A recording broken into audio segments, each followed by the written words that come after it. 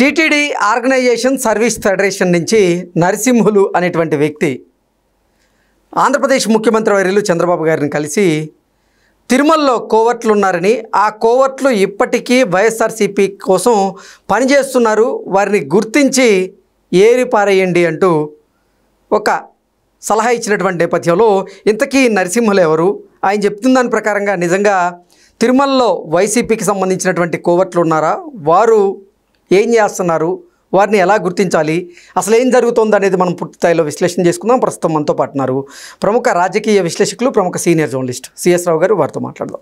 Sir నమస్తే. Sir నమస్తే.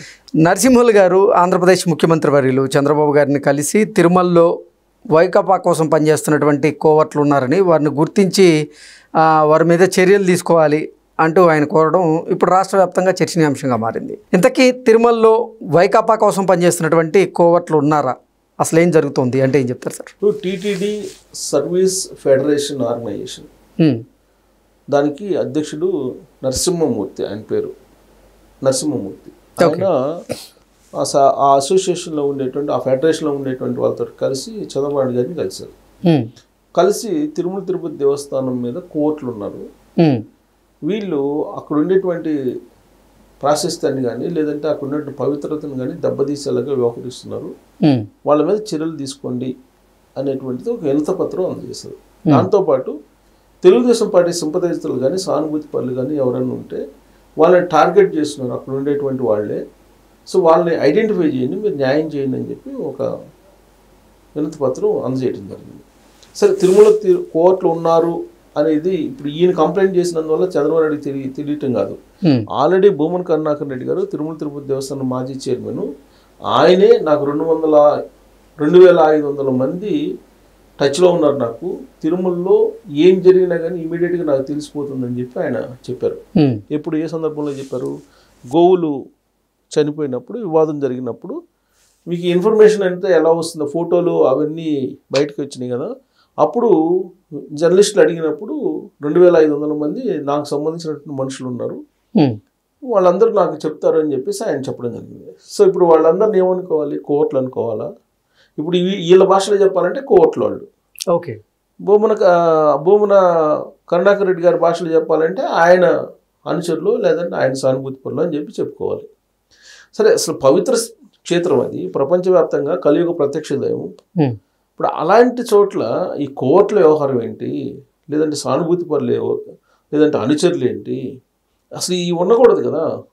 తిరుమల తిరుపతి దేవస్థానం అనేది ఒక పవిత్రమైనటువంటి స్థలం, అది అక్కడ వీలున్నంత వరకు వచ్చేటువంటి భక్తులకు సేవ చేసేటువంటి భావం, సేవా తత్పరత కలిగినటువంటి వాళ్ళే ఉండాలి, బోర్డులో కానీ లేదంటే అక్కడ ఉండేటువంటి ఉద్యోగులు కానీ.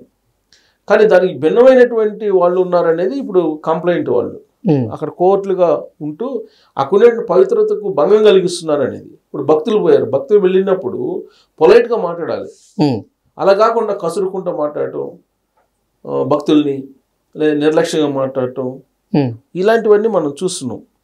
సో ఇవన్నీ ఎందుకు వచ్చాయి అని అంటే ట్రాన్స్పరెన్సీ లేనందువల్ల వచ్చినటువంటి పరిణామాలు ఇవన్నీ. ట్రాన్స్పరెన్సీ ఉండాలి అంటే ఏం చేయాలి? సాంకేతికతను పెంచాలి. సాంకేతికతను పెంచాలి కదా అని చెప్పి నువ్వు రిలయన్స్ వాళ్ళకి ఇచ్చేస్తే ఇప్పుడు స్పెషల్ దర్శనాలు బుకింగ్ ఉన్నట్టు ఉంటుంది. వాళ్ళు ఇప్పుడు ఫ్రీగా సర్వీస్ అందిస్తున్నారని చెప్పి రిలయన్స్ వాళ్ళకి ఇచ్చారు. ఇప్పుడు వాళ్ళు ఏం చేస్తున్నారు? స్లాట్లన్నింటినీ కూడా బ్లాక్ చేసేసుకుంటున్నారు అనేది వాళ్ళ మీద ఉన్నట్టు ఆరోపణలు. వాళ్ళు సర్వీస్ ఫ్రీగా ఇస్తున్నారు కదా అని చెప్పేసి ట్రాన్స్పరెన్సీని వాళ్ళకి తాకట్టు పెట్టలేం కదా. ఇప్పుడు వాస్తవంగా మనం యాప్లో చూస్తే ఆర్జిత సేవలు కానీ స్పెషల్ దర్శనాలు కానీ మీరు ఇచ్చిన టైంకి అది ఓపెన్ అవుతుందా? ఫస్ట్ 5 minutes ఎందుకు స్లాట్లు మీకు బుక్ కావట్లేదు? 5 నిమిషాల తర్వాత మీకు యాప్ ఎందుకు బుక్ అవుతుంది మనకి భక్తులకి?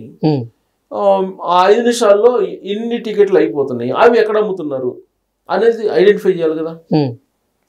యాక్చువల్గా నిన్న మొన్న తిరుమల తిరుపతి దేవస్థానానికి సంబంధించినటువంటి వాళ్ళు మాట్లాడి ఏమన్నారు? దళారులు ఉన్నారు, దళారులు మాట విని మీరు మోసపోవద్దు, మీరు ఆర్జిత సేవలు ఇస్తామని చెప్పేసి డబ్బులు తీసుకుంటారు, అలాగే స్పెషల్ దర్శనాలు ఇప్పిస్తానని చెప్పి డబ్బులు తీసుకుంటారు, కాబట్టి అలాంటి దళారుల మాట వినొద్దు.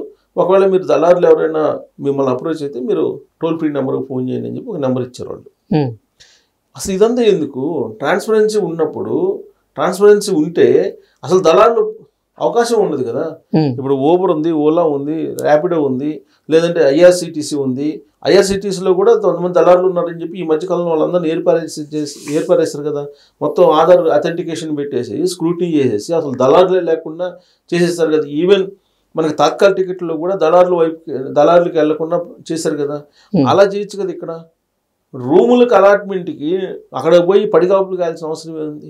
కొంతమంది భక్తులు అయితే మేము దర్శనం బుక్ చేసుకున్న వెంటనే ఆ దర్శనంతో పాటుగా రూమ్ కూడా ఇచ్చేస్తే బాగుండు కదా అనేటువంటి ప్రశ్నలు లేవనెత్తూ ఉన్నారు. అవును, ఇప్పుడు ఇవాళ సాంకేతికత పరిజ్ఞానం ఎక్కడుంది? నువ్వు ఎక్కడున్నావు కూడా చెప్పచ్చు. ఇప్పుడు మన ఇద్దరు ఎక్కడ మాట్లాడుకుంటున్నాం అనేది గూగుల్ టేక్అవుట్ ద్వారా చెప్పేస్తున్నారు. గూగుల్ టేక్అవుట్ ద్వారా కేసులన్నీ ఐడెంటిఫై చేస్తున్నారు. మరి ఇంత టెక్నాలజీ ఉన్నప్పుడు నువ్వు రూమ్లో ఎందుకు అలాట్ చేయలేవు?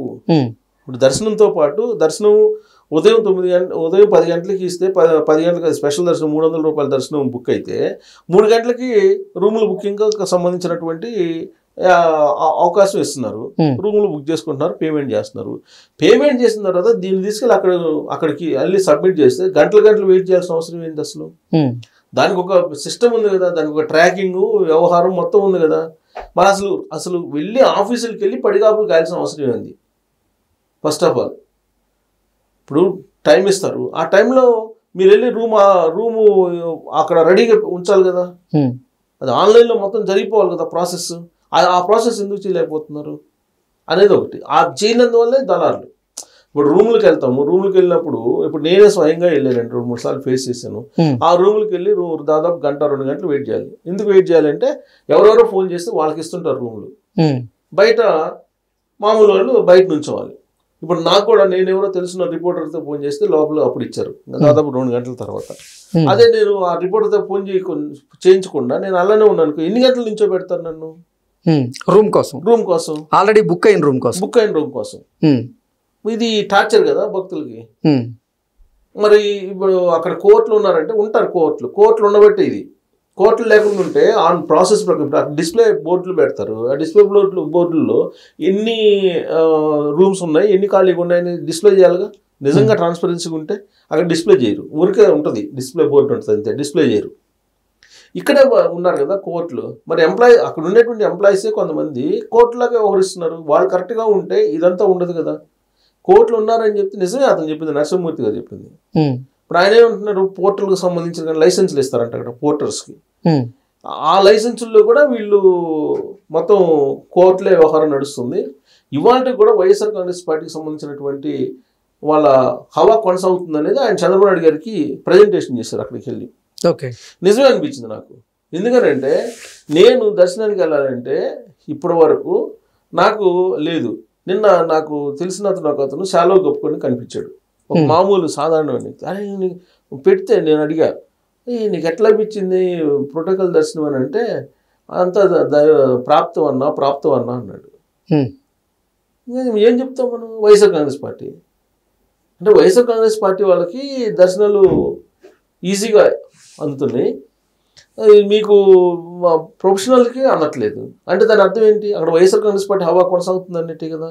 మరి ఇదే నరసింహమూర్తి గారు చెప్పారు, ఇప్పటికి కూడా వైఎస్ఆర్ కాంగ్రెస్ పార్టీ హవా కొనసాగుతుంది తిరుమలలో, మీరు దయచేసి దాని మీద దృష్టి పెట్టండి అని చెప్పి ఆయన విజ్ఞప్తి చేశారు. ఓకే, మరి రాబోయే రోజుల్లో ఇలానే కొనసాగింది అనుకో. ఇది రోజా అంటే ఇప్పుడు తిరుమలలో ఉన్నటువంటి కోవట్లు వైఎస్ఆర్సీపీ కోసం పనిచేస్తున్నారంటారా అని ఈయన కంప్లైంట్ చేసింది. ఓకే, ఆయన కంప్లైంట్ చేసింది అదే, కనిపిస్తుంది కూడా అదే కదా. 2-3 ఇన్సిడెంట్లు చూస్తే ఇప్పుడు రోజా గారు వెళ్ళినప్పుడు ఎంతమందిని తీసుకెళ్తున్నారు కదా. ఇప్పుడు కూడా అధికారంలో ఉన్నప్పుడు ఏ విధంగా ఉందో అదే అలానే తీసుకెళ్తుంది కదా ఇప్పుడు కూడా. ఇంకొక ఆశ్చర్యకరమైన విషయం చెప్తాను. నాకు లాస్ట్ మంత్ ఫోన్ చేశారు, వాట్సాప్ కాల్ చేసి 300 రూపాయలు స్పెషల్ దర్శనం కావాలంటే మీరు ఇప్పించేస్తాం, మీకు ఏ డేట్ కావాలని చెప్పి అడుగుతున్నాడు అతను. అంటే ఏ స్థాయిలో ఉందో చూడండి. సో కాబట్టి తిరుపతి దేవస్థానం విషయంలో ట్రాన్స్పరెన్సీ ఉంటే కనుక ఈ సమస్యలంటికి పరిష్కారం వస్తుంది. లేదంటే అది వైఎస్ఆర్ కాంగ్రెస్ పార్టీ అధికారంలో ఉన్నప్పుడు ఏ విధంగా ఉందో ఇప్పుడు కూడా అలానే హవా కొనసాగుతుంది. వాళ్ళది కొనసాగుతుంది. వాళ్ళది కొనసాగినంతకాలం ఈ కోర్టులు ఉంటూనే ఉంటారు. Okay sir, thank you so much.